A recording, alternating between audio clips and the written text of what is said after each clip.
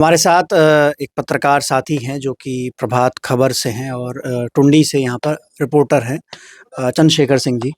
क्या माहौल देख रहे हैं आप? क्योंकि आप पत्रकार हैं, आप अच्छी तरीके से जान रहे हैं किसका क्या है, समर्थक तो अपनी-अपनी बातें करते हैं।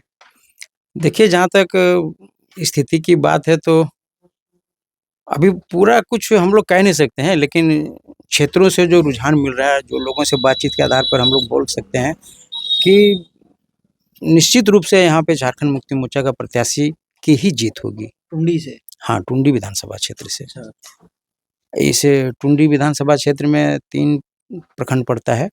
टुंडी, पूर्वी टुंडी, तोपचांची और राजगंज मंडल जो है वो बाघमारा क्षेत्र का 7 पंचायत वहाँ पे पड़ता है और ये कुल मिलाकर के टुंडी विधानसभा क्षेत्र बनता है। तो भौगोलिक स्थिति के अनुसार सबका अपना-अपना रुझान है।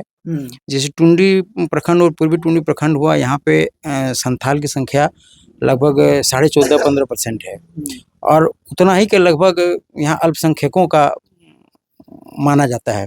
तो कुल मिलाकर के लगभग 30% जो पॉपुलेशन है, मतदाता है, उसका रुझान लगभग एक तरफा है। जेएमएम की तरफ? हाँ, एक तरफा। संथाल जो है, जो संथाली लोग हैं, वो जेएमएम की तरफ दिखाई दे रहे हैं?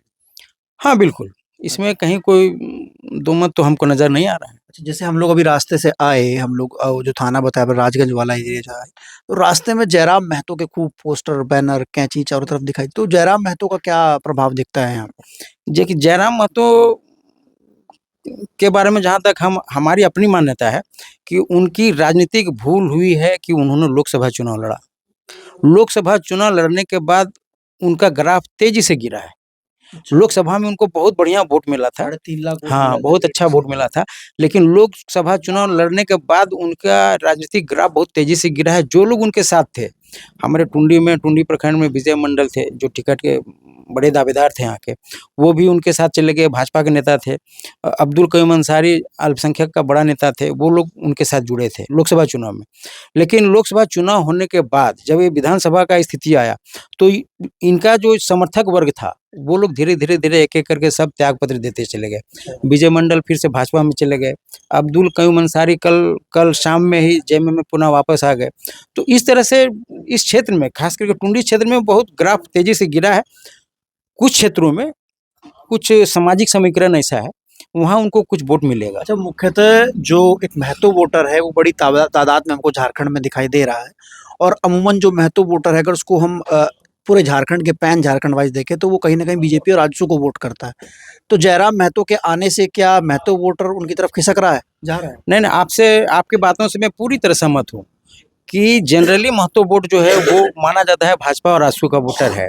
लेकिन टुंडी विधानसभा में थोड़ा-सा इसमें डिफरेंट है। वो कारण है कि जयराम महतो जो है वो खुद तोपचांची के रहने वाले हैं और जब वो यहाँ के रहने वाले हैं और झारखंड लेवल पर वो जेएलकेएम के नेता बने हैं, तो उनका तो कुछ न कुछ प्रभाव होना चाहिए। और जब घर की बात है तो थोड़ी-सी सहानुभूति तो उनके साथ होगी ही होगी, इसमें कोई शक नहीं है।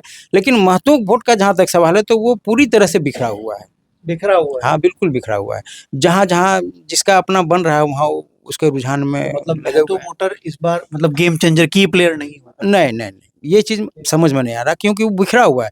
राजगंज में कुछ वोट दूसरे तरफ जा रहा है, तोपचांची में दूसरे तीसरे तरफ जा रहा है।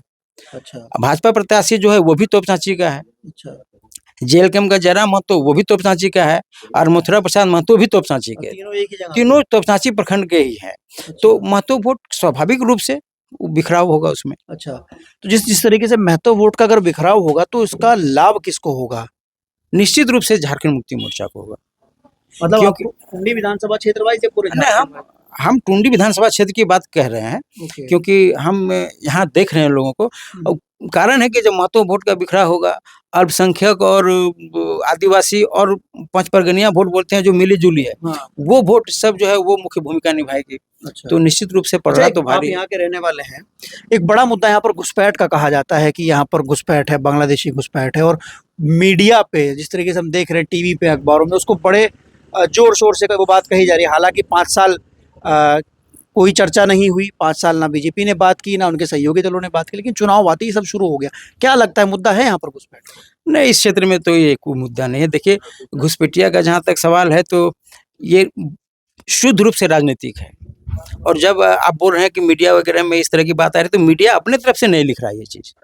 मान लीजिए कि हाँ, मतलब उसको कोई बीजेपी कोई बोल नहीं रही है। राजनीतिक दल के नेता अपना स्टेटमेंट दे रहे हैं, बयान दे रहे हैं कि घुसपैठिया घुस रहा है, ये हो रहा है, वो हो रहा है, तब वो अखबार या कोई भी चैनल उसको लगा रहा है। लेकिन घुसपैठिया का जहाँ तक सवाल है, झारखंड में बिल्कुल नहीं है। बिल्कुल नहीं। बिल्कुल नहीं है। संथाल परगना में लोग बोलते हैं, आखिर झारखंड क्षेत्र का सीमा अगर पाकिस्तान, बांग्लादेश से लगा होता, तो मान सकते थे कि घुसपैठिया लोग घुस रहा है। लेकिन इसका कहीं भी सीमा क्षेत्र उन क्षेत्रों से नहीं लगा हुआ है। अच्छा, तो तो फिर ये घुसपैठिया कहाँ पूर्ण से तरीके आएगा? से राजनीतिक मुद्दा है। बिल्कुल, विशुद्ध रूप से राजनीतिक है। देखिए, हमारे साथ ये एक पत्रकार है, उनका ये कहना है कि यहीं पे लोकल देखते हैं हम लोग, तो यहाँ पर आए हैं कि घुसपैठ का मुद्दा यहाँ पर नहीं है उस तरीके से। और जहाँ तक हमने भी देखा तो डेमोग्राफी में हम लोगों को भी नहीं दिखाई दिया।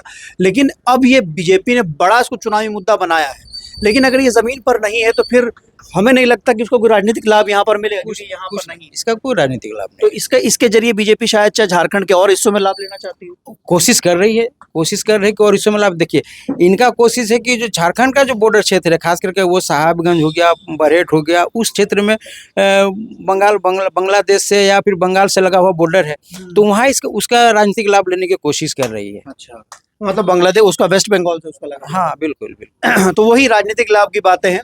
लेकिन बीजेपी इस चीज़ के लिए जानी जाती है कि वो चुनाव पर नए मुद्दे लेकर आती है, और वो जिस जगह का मुद्दा होता है उसके से लाभ वहाँ पर ना लेकर और दूसरी जगहों पर उसका लाभ लेती है।